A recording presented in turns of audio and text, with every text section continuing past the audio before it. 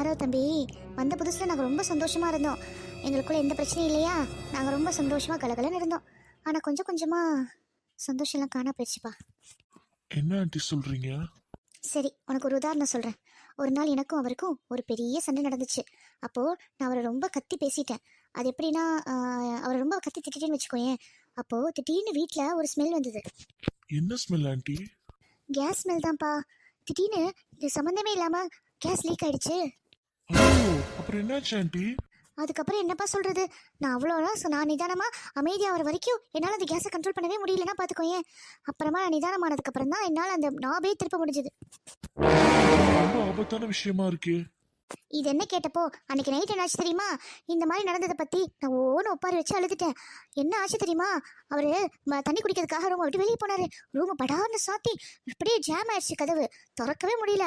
ரொம்ப பதட்டப்பட்டுட்டேன் தெரியுமா?